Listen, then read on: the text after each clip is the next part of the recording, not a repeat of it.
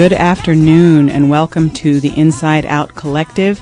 I'm today's host, Dr. Nicole Cutts. I'm also going to be joined by a special guest co-host who I'll introduce in a moment. Her name is Professor Teresa Dowell-Vest. It's a special treat to have her here in the studio. So on Inside Out, we come to you every Tuesday at this time to talk about everything from pop culture to politics through an LGBT lens. I say I'm today's host and producer because I am a part of a collective. I'm also joined on other weeks by Lady Dane Edidi, Angela Peebles, and David Knoss. But I'm sitting in today as your resident psychologist and success coach and also lover of everything artistic.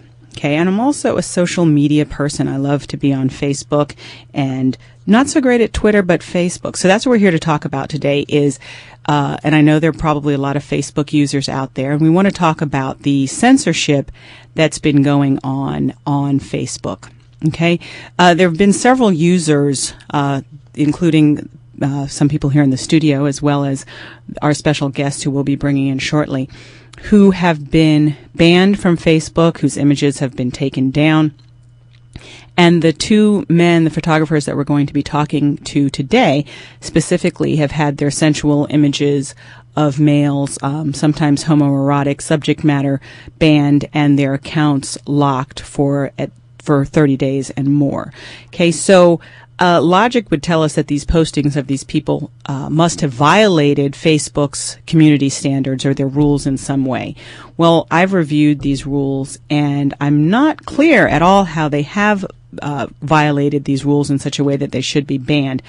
Facebook's community standards explicitly say, our mission is to give people the power to share and make the world more open and connected. Every day, people come to Facebook to share their stories, see the world through the eyes of others, and connect with friends and causes. The conversations that happen on Facebook reflect the diversity of a community of more than 1 billion people. Now, we know that it's difficult to reflect diversity equally among 1 million people, so there are always going to be some problems in that respect. But what they've stated in their own standards is that they want a place that people can feel safe when using Facebook. For that reason, they've developed this set of community standards that, in terms of what's allowed on Facebook and the type of content that should be reported and that might be removed. Now, in reality, the experience of many users who have been banned is that they have not gotten any clear answers as to how the images or the content that they have put up on Facebook has violated these standards. So I went a little deeper into one set of their most recent standards, and I looked specifically at nudity, since that's what, for the most part, we're going to be talking about today with our photographers. And what I'm just going to read a few excerpts from it. They said that we restrict, this is from Facebook's community standards. You can find this on their website. We restrict the display of nudity because some audiences within our global community may be sensitive to this type of content, particularly because of their cultural background or age. In order to treat people fairly and respond to reports quickly, it is essential that we have policies in place that our global team can apply uniformly and easily when reviewing content. Then they go on to admit that because of this uniformity, that their policies are often blunt. The problem that the users who are being banned are finding is not that their policies are so much blunt, although that's a part of it, but more that they're opaque. There's not any clarity around what exactly the standards are that they're violating. Now, in this set of community standards, they said that we remove photographs of people displaying genitals or focusing in on fully exposed buttocks. We also restrict some images of female breasts if they include the nipple. But we always allow photos of women actively engaged in breastfeeding or showing breasts with post-mastectomy scarring. We also allow photographs of paintings, sculptures, and other art that depicts nude figures. So those are some excerpts from a recent set of community standards. But these postings that have been banned have not clearly violated those standards. So we're here to talk today about what is going on. Why is this happening? Some people feel that it's a homophobia, that it's a heterosexist sort of leaning. There are also people who argue that there's a sexist and a racist bent going on at different times.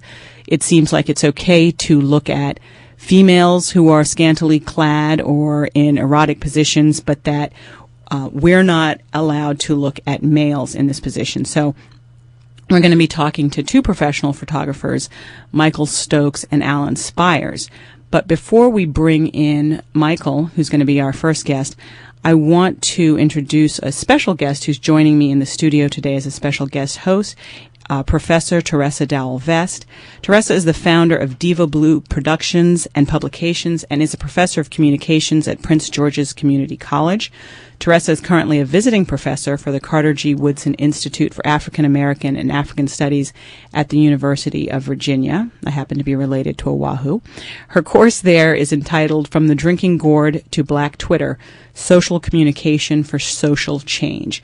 Teresa is a 3-time Jeffrey Award winning director and an NAACP Theater Award nominee. Teresa currently resides in Washington, D.C.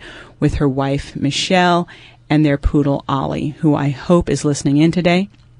And she holds an MFA from California State University, Long Beach, and a bachelor's from James Madison University. Thanks for joining us today, Professor Teresa. Thank you for having me. Thank you so much. So before we get started, I want folks to know a little bit more about who you are and where you come into this conversation as an artist and as a professor who deals with communications. Tell us a little bit about your background in terms of those things. Sure, with pleasure. First of all, thank you so much for having me today. I hope my students, both at UVA as well as PGCC, are tuning in today and listening to this fabulous show.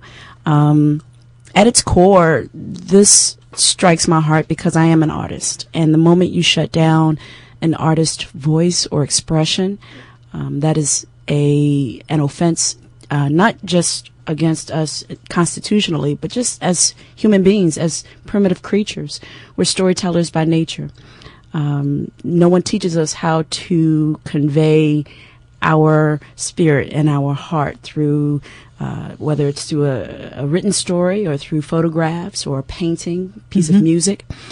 And while Facebook has been a wonderful means of sharing expression, it's just also disheartening to see the limits that can be placed on us when we want to share those ideas.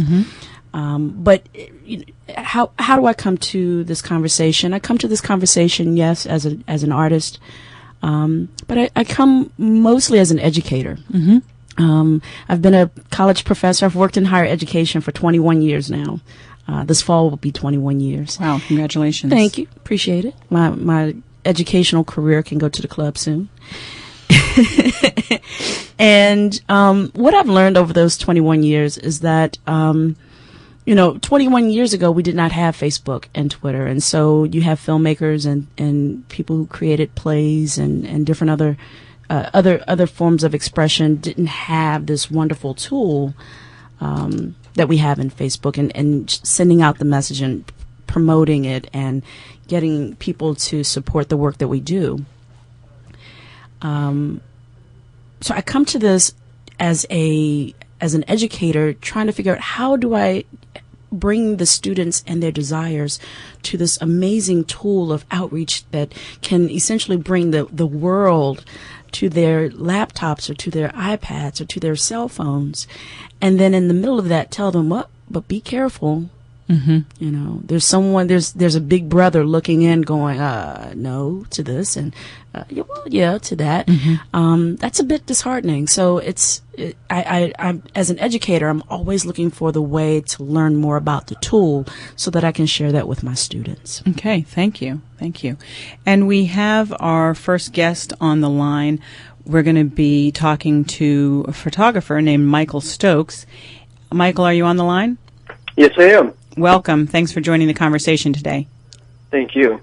So I just want to tell you all a little bit about Michael. As I mentioned, he's a photographer. Now, he has had his postings of sensual images removed several times from Facebook, and he himself has been banned also several times from Facebook. And he's going to tell you his own story about that. but a little bit more about his background. He's published 2 coffee table books, one, Masculinity, which is out of print, and his most recent, Bare Strength, which was released in November of 2014. Michael was also involved in the production of Taschen's World War II book, My Buddy, featuring his vintage photography collection of nude soldiers. Michael's originally from Berkeley, California, but he moved to Los Angeles in 1983. He has a bachelor's in fine arts from Cal State Long Beach, and with an emphasis on filmmaking also. He graduated first in his class and was inducted into Phi Beta Kappa, so that's all to just say he's pretty smart. 2 years ago, after posting a photo of a United States Marine veteran who lost his leg in an IED attack, Michael received his first 30-day ban from Facebook. Facebook banned this photo numerous times, but there was such an outrage that not only did Facebook apologize to him, but one of his followers started a petition that now has over 38,000 signatures. Michael is here to tell his story and to discuss his work as a photographer and now accidental activist. Welcome again to the show, Michael. Thank you. Thanks. Michael, can you tell us your story in your own words about your experience with Facebook? I first started just posting on my personal page probably about 4 years ago, and one day a photo got removed, and it was a Viking warrior, and you could just see like a little bit of the crack of his butt. Mm-hmm. And I was like kind of surprised, and I got a warning from Facebook, and I was locked out of my account.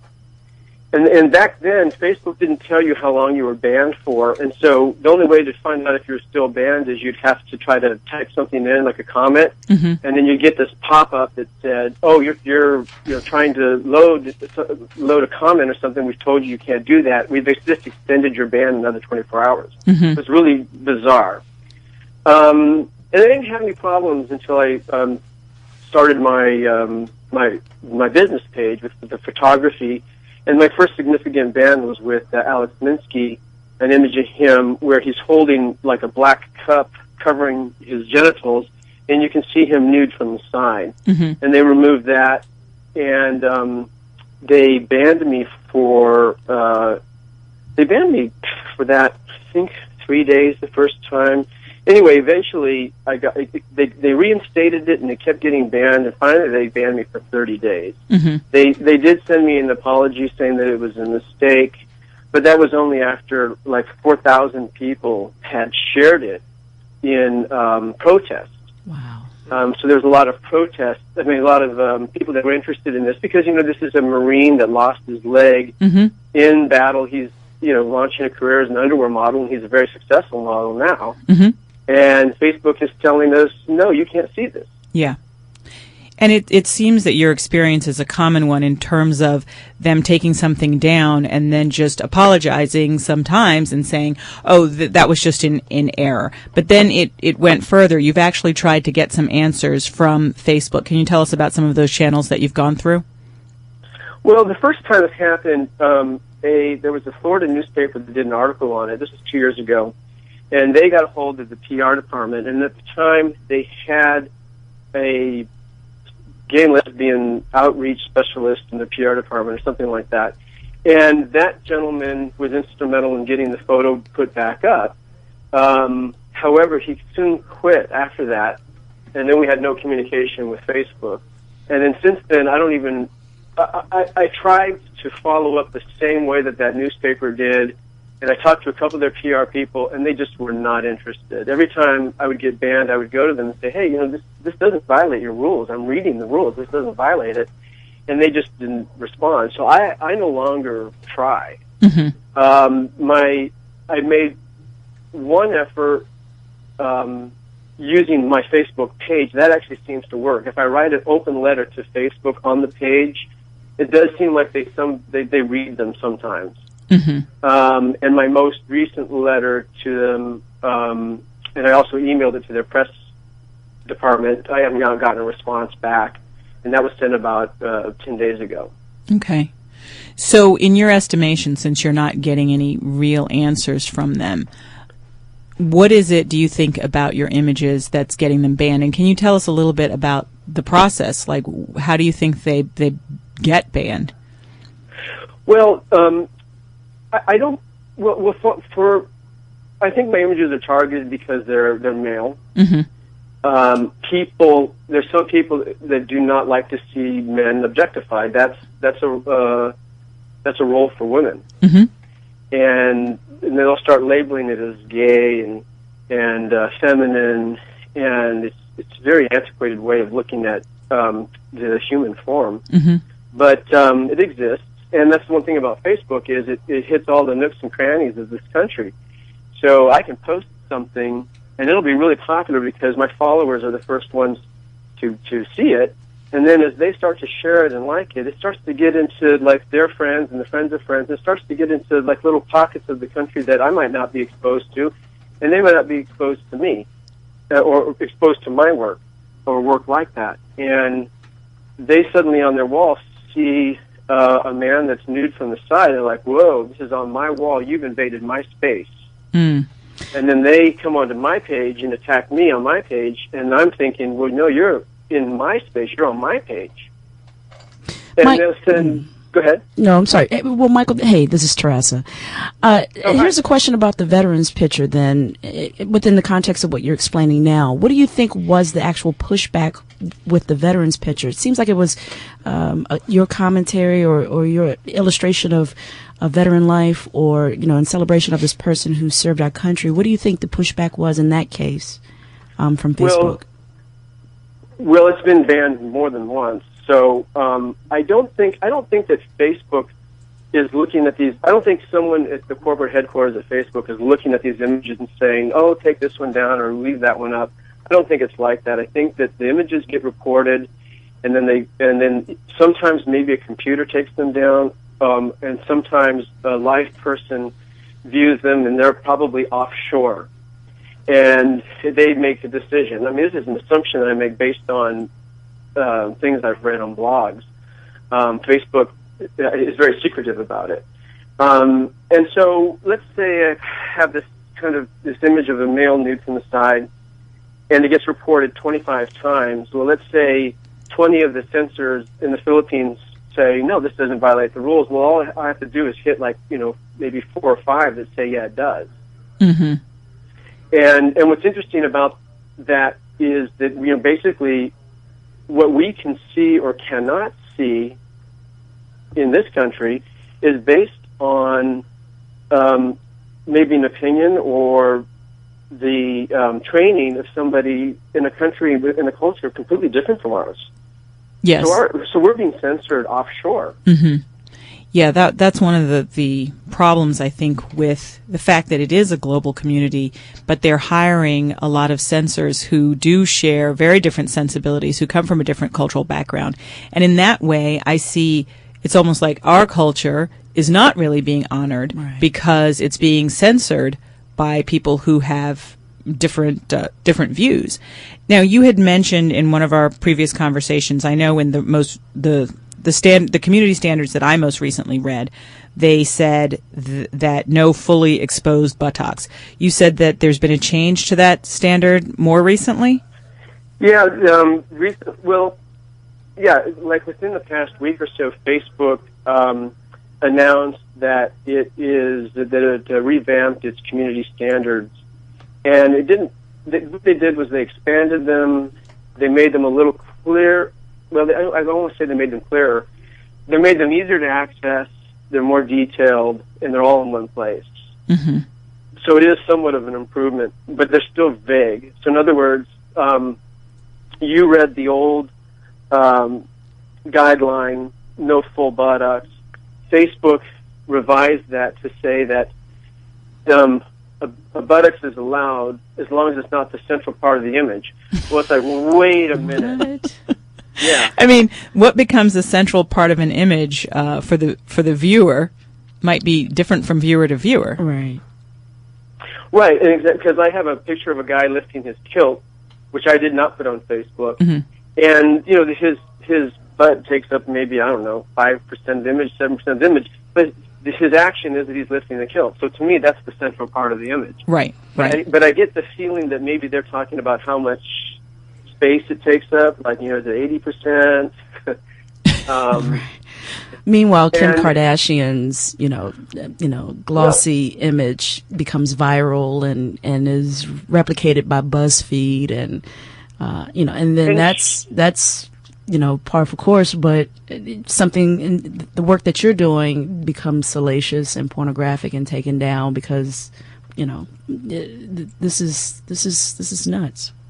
Kim definitely got a pass on Facebook because when Kim posted that photo of herself, that was under the old rules, and that butt is fully exposed. That was a clear violation of Facebook's own rules, and they wouldn't take it down. It was reported left and right. My followers were reporting it. I reported it just as a test. Not that I don't have anything against her, but they wouldn't take it down. And so this adds another aspect to it. In other words, these are the community standards, but celebrities are exceptions. Mm-hmm. And which it doesn't say in the community standards. It does not. Okay. Tell us a little bit about your followers, Michael, because, we're talking about, there's also a feminist angle here, that it's okay to look at women's nude or semi-nude forms because that's what we expect women to be objectified, but not for males. Who are the people on your page? And you have a large number of followers. You can fill in that blank for me. But who are your followers in terms of demographics, male, female, region of the country? Do you have any stats on that? Yeah, I do. Actually, this is one of the nice things about Facebook. It provides me all the statistics, and I do monitor them. And right now, it's 71% female. Wow.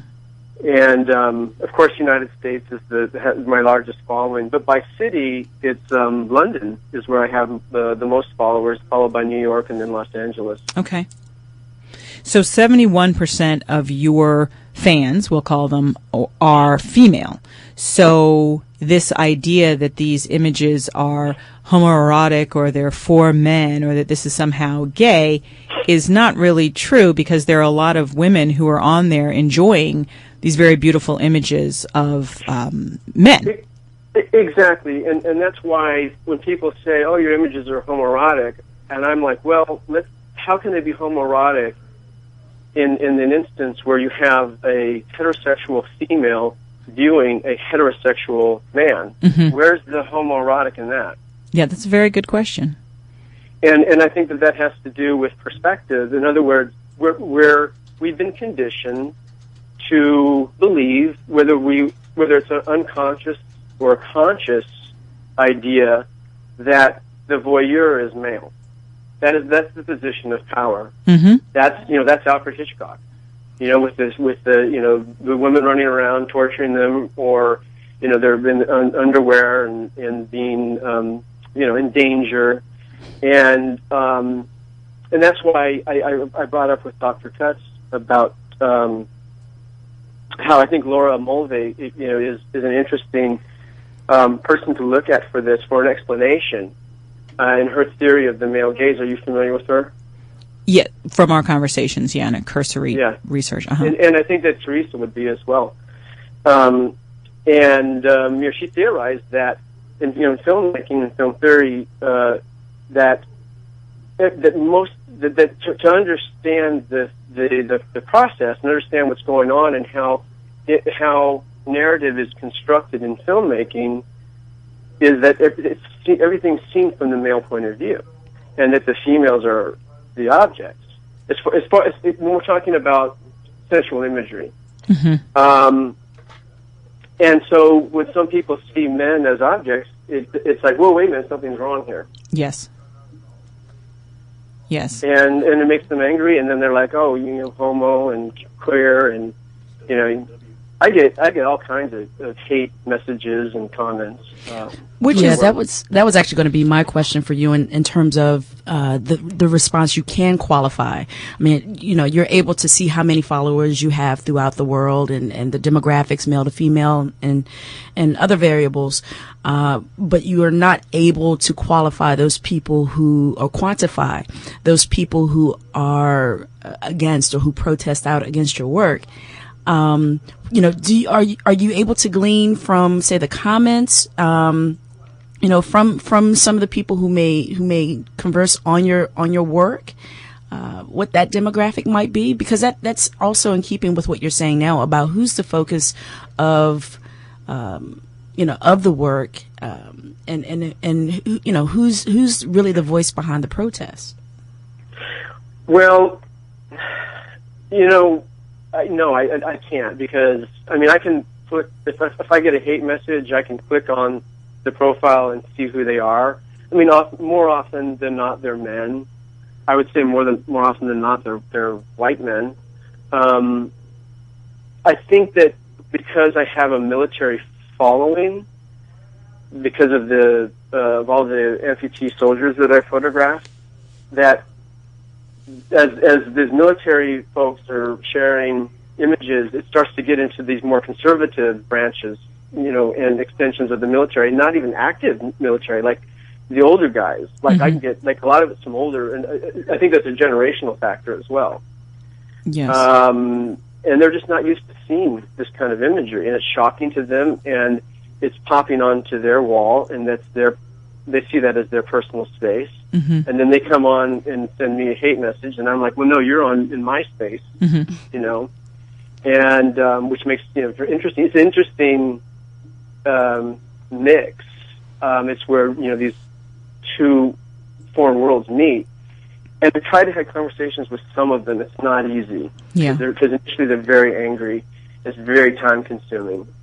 I think that speaks to so many different people's approach to social media in general, that there's no two ways of using it. There's so many different ways of approaching social media and Facebook in general, for instance,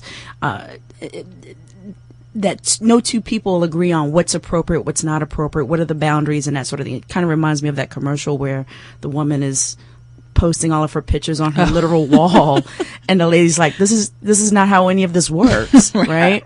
And not right, and not to make light of the topic at hand, but I think there's some of that goes on, that people look at a photo or short film and see these images and go, oh wait, this is in my personal space. Well, that's not really how this works. Right, it's not really personal space. It's actually public.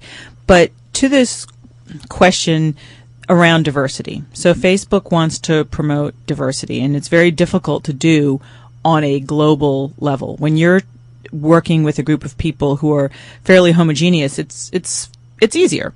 We're talking about heterogeneous exponentially. We're talking about a global community. 500 million people. Thank you. So the question is, how do we use this to our advantage in terms of diversity? Because from my perspective, where I'm sitting as a U.S. citizen and somebody who's grown up in this country, this is freedom of expression, this is freedom of speech, this is art, it's beautiful, but that's in direct opposition to people who are in different parts of the country or the world, or sometimes in the same part, but who for them, this is not art, this is not freedom of expression, it's nudity, it's pornographic, and I don't want my children seeing this. Well, first off, Facebook is a corporation, and we as U.S. citizens, we're not protected under our constitutional rights from them. They don't have any responsibility to us legally. And regarding children, you have to be 13 supposedly to be on Facebook. So you have to be a teenager at least. And I think that Facebook has a really tough job. For them to try to be reasonable and fair, it's not. Obviously, it's not going to be easy for them to decide where they draw the line and who do you please and who do you make angry. But I do think that they have a responsibility to moderate fairly. Yes, I agree with that. And they're not, and they're failing. Right. We need to take a quick break for station identification. You've been listening to Inside Out. I'm your host, Dr. Nicole Cutts, and this is WPFW 89.3 FM.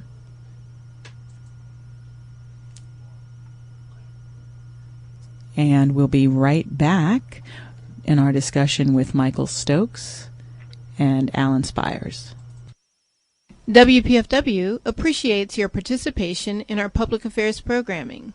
In order for the maximum number of voices to share, we ask that you not call in more than once in a 30-day period, and that you keep your comment or question under 60 seconds. Working together, we strengthen this community resource. We thank you for your cooperation. What? We are back. This is Inside Out. I'm Dr. Nicole Cutts, and I'm joined in studio by my special guest, Teresa Dowell-Vest, and on air by photographer Michael Stokes. We are talking about Facebook's censorship of sensual images, and we're also about to bring on another special guest who hopefully is on the line, Allan Spiers, who's also a photographer who has a page on Facebook, and he himself has experienced a few bans from Facebook, similar to Michael's story. Allan, are you on the line? Yes, I am. Welcome to the show. Thanks for joining the conversation. Thank you. So, Allan, before we get into you telling us your story, I'd like to just read a little bit of a background on you so the folks also know who you are. Allan was born and raised in Lima, Peru, but at the age of 13, he moved to the United States with his family for a better future for him and his family. And after high school, he moved to South Florida, where he secured a job as a graphic artist with a local magazine. So after a few months working there, where he experienced success, his work was seen and he received accolades, he turned his hobby of designing ads, flyers, and web pages into an art form of its own. And he was determined to finally make this hobby into a business. So in 1997, he founded Digital Fuel Studios Incorporated, which is now an internationally recognized graphic design company. And after years of in his work as a graphic designer, where he had seen many stock photographs that most of them he thought were very nice and beautiful, he decided to turn his career into being a graphic artist, changed his focus to doing photography, and he started his photography business in 2001 and quickly showed his ability to capture his subject's inner beauty and emotions. And I've also seen Allan Spiers' work. It's very beautiful. He's coming to us from Chicago, Illinois. Hello again, Allan. Hello. So, Allan, tell us, Michael has shared his story with our listeners. What's been your experience with Facebook? It's actually been pretty similar. It started probably about 4 years ago. I was constantly getting banned. Back today, the bans were a little bit different than they are today. Mm-hmm. They were just like 24-hour bans. So every so often, they will ban me for 24 hours and photos keep getting deleted. It got to the point where I couldn't really post anything anymore. So I took about a year break from posting photos.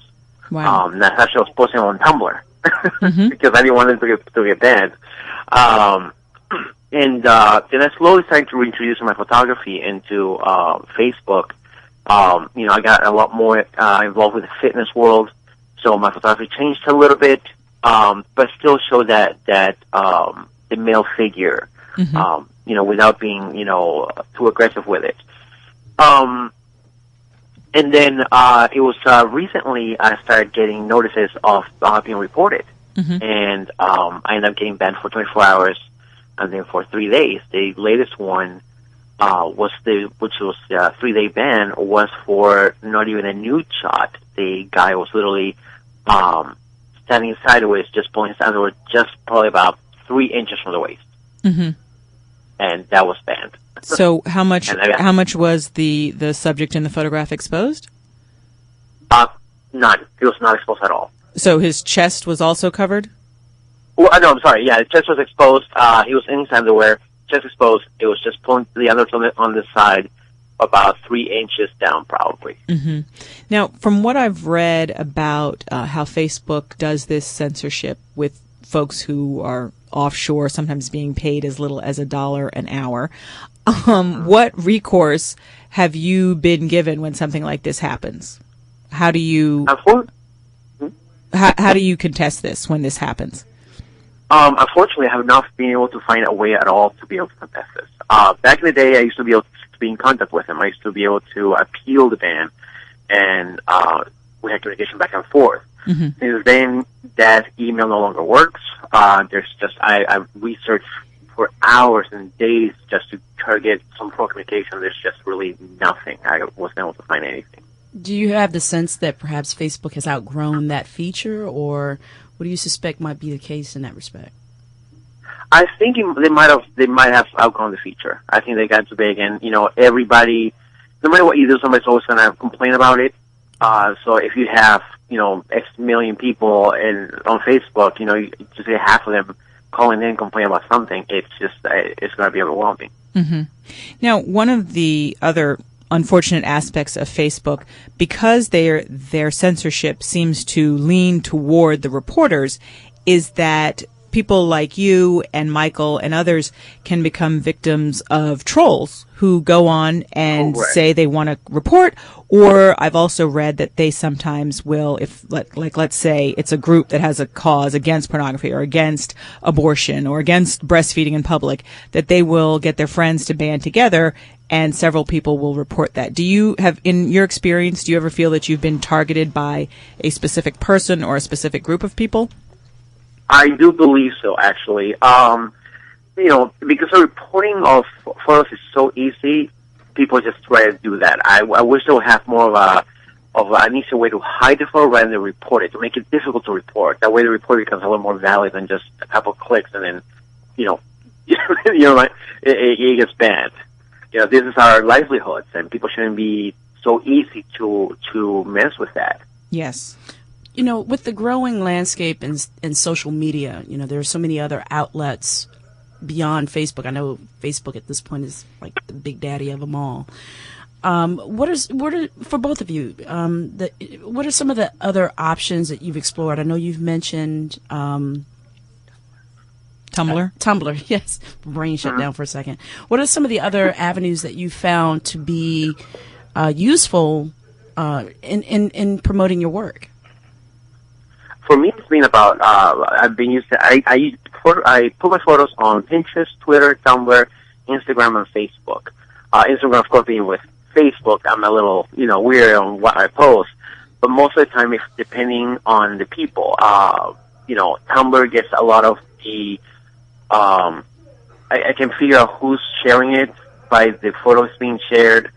With Twitter, it's like the what's what I'm looking for. The audience is very different on each one, so that's why I post on all of them. Right. And what about you, Michael? I agree with what Allan's saying, and I especially like Twitter. I think Tumblr is good for image searching. So if your stuff's on Tumblr and people are searching for images using Google, that's good. But Twitter is a very safe place. There's not a lot of hate. I post a full image and have no anxiety or worry that it's going to be attacked, and then I can post a link from my Facebook page to the Twitter. And also, Twitter is how I let people know that I'm banned. The reason I asked that question, primarily because, the Pandora box is open. Give me just 1 second to kind of play the other side of the coin. Both of you, or Michael especially, we're both 49ers. I also went to Cal State Long Beach. Go 49ers. Coming from a film background where the MPAA has such a huge hand in deciding who sees content, if it's an R rating, if it's a PG rating, so forth and so on. But the internet doesn't really have that, right? Now, I'm not one for censorship at all, but I'm also someone who has 21 nieces and nephews, 3 kids who are grown, and 6 grandchildren. And Facebook being what it is and being a free space for the most part, they have access to seeing things that I support, but at their age, I don't know if they should be exposed to that just yet. And I get that's why some of this is in place. How would you suggest, what's the answer to that? What's the medium ground for that, so that we as artists can be protected and use these spaces for the reasons that you guys have talked about, but then also see the other side of that, so that young people who are who are the leaders of it right now. If you think about it, it's their version of the telephone. I mean, where's that middle ground in your mind? Well, I mean, I grew up in Berkeley, and so, by the time, you're supposed to be 13 to be on Facebook. And by the time I was 13, I mean, I'd seen everything. And so there's nothing, Right. nothing would shock me as a teenager. You walk down the street and you see a magazine rack, and there's just stars over things, which makes it, I think, worse. And, so if Facebook told me that, no more side nudity, no more shirtless, because, I've also had shirtless images removed. I had a priest opening up his shirt. It's just, all you see is his chest. Facebook removed that. And so Facebook said, no more of this. Everyone has to wear high collars and long sleeve shirts. I would say fine, as long as you administer it equally and evenly. Because if I have a guy who a photo removed for a guy wearing a bathing suit, but yet I see a site like Bootylicious on Facebook, which is a site, and it shows women in thongs, like teeny tiny, like these women with big butts and little teeny tiny thongs, and they take up like 90% of the screen. Bless it. And Facebook says that's okay. Yeah, there's Bootylicious and there's Bootyful. Bootyful, okay. And if you go to Bootyful, you will see direct links to porn. Oh. And Bootyful has been reported by many people, and Facebook has said this does not violate the community standards. Wow. Now, keep in mind, Bootyful is all women. Mm-hmm. So, again, this isn't about censorship in general. This is about being fair to everybody. Yeah. Yeah, and again, to your point of why is it okay to have Bootylicious and Bootyful, but not okay to have the kind of images that you have, which are you and Allan, which are predominantly featuring males. Not in thongs with their ass filling half the page. Correct. Yeah. I have a question for you, Michael, straying a little bit from the censorship topic, but I just thought it would be interesting for our listeners. There was a photograph that you had on your page. It was very interesting, and it was accompanied by a story about your father, who was a sailor. And in this photograph, there are two shirtless, very well-built Navy sailors locked in a kiss. And was that image messed with? And can you tell us a little bit about the story behind that? Yeah, when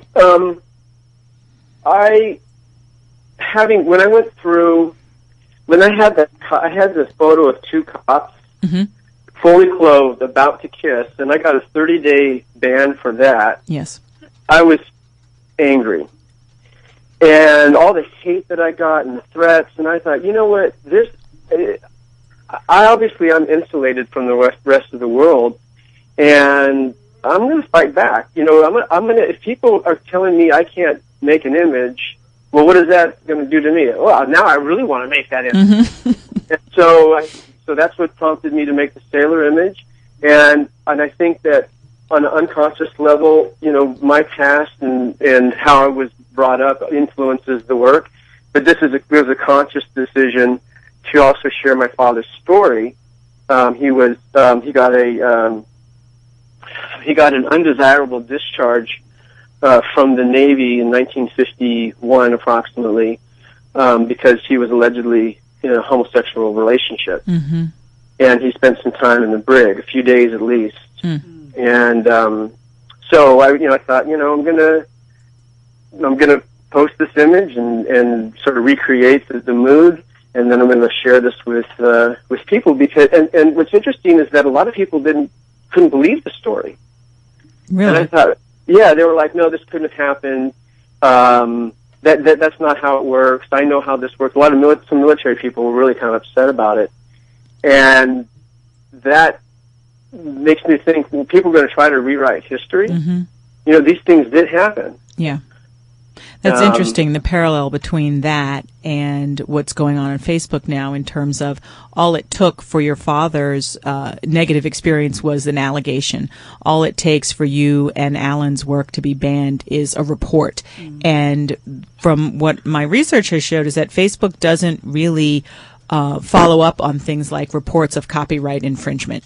They put the burden on the person who's posted it. And I can just say, if Teresa posts something on her page, I can say, that's an excerpt from one of my books. Mm-hmm. And I can report it, and that Facebook won't actually do any research to find out if that's valid or not. Oh, no, Facebook takes it down. Yeah. No, Facebook's good about it. They'll remove. If you fill out a DMCA form, they'll take it down. No question. Well, that's a good aspect, but there's also an aspect where all you have to do is suggest it, and there's no vetting take process it down. to verify whether or not it is. It's gone. Mm-hmm. Yeah. Well, you can appeal it. The DMCA process is basically the person that's filling out the complaint. You're signing an affidavit that you own the copyright. So if you're caught lying, the penalties are pretty stiff. Mm-hmm. And then if the person that is receiving the complaint, if they're like, no, this is not an accurate complaint, they can appeal it. And I don't know what that process is. I'm sure it's complicated. Right. And Teresa, you had an experience with some images that were banned from Facebook as well. Can you share with us what happened there? 2009, 2010, I spent a month in Europe, and I took some amazing photos, just statues or paintings, just different moments of art throughout Europe. There's a photo of me standing next to a large, voluptuous statue of a voluptuous woman in Nice.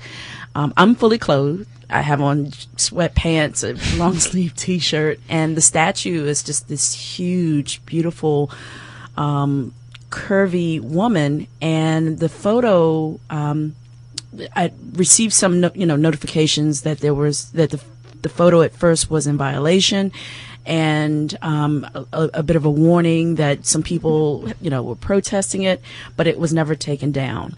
But then the second photo that was actually taking off Facebook, I was camping. I was hiking in Solstice Canyon in Los Angeles. And in the canyons, there's a waterfall, and it was like a 90-degree day. I took my shirt off. A friend of mine snapped a photo of me from behind. So the image is me standing in the waterfall, but you just see my back and my hiking shorts. And so it's just, my naked back and my hiking shorts in this waterfall. And it's kind of blurry. I saw the photo. It's kind of blurry because of the water. Exactly. Mm-hmm. It's the image is kind of diffused with the water and everything, and that one was actually taken down completely. I think that was a hater, Teresa.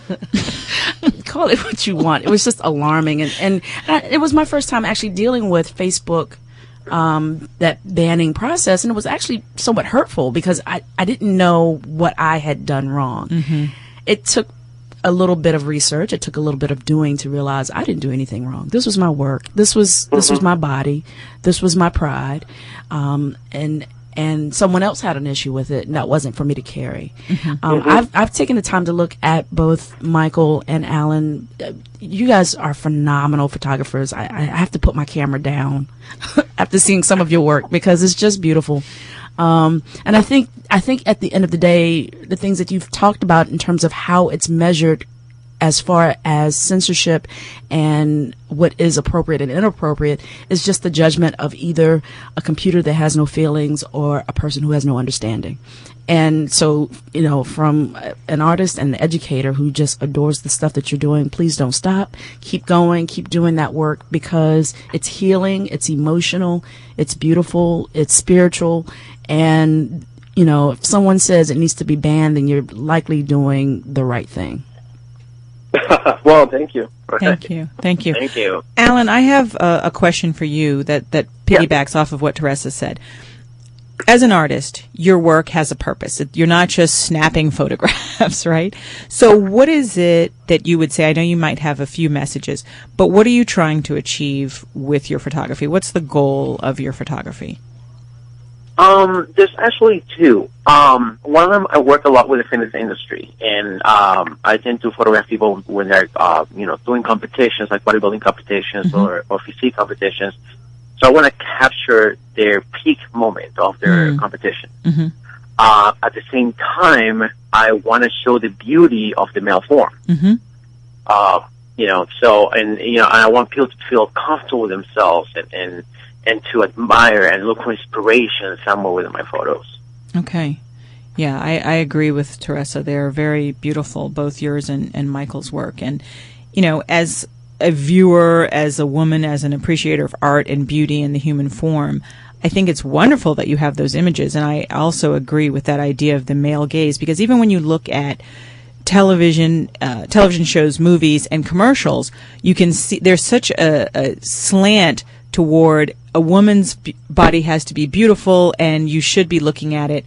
And then oftentimes the male counterparts in those little either vignettes or in commercials or in movies is not one that you might want to gaze upon. Certainly they wouldn't be the forms that you, Allan, or Michael would be photographing. And I definitely think that's very slanted in terms of the reality of what we want to see and what we want to experience. Right. Yeah.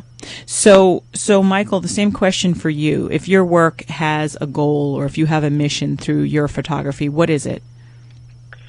Well, I never started out with any intention of having a bigger purpose.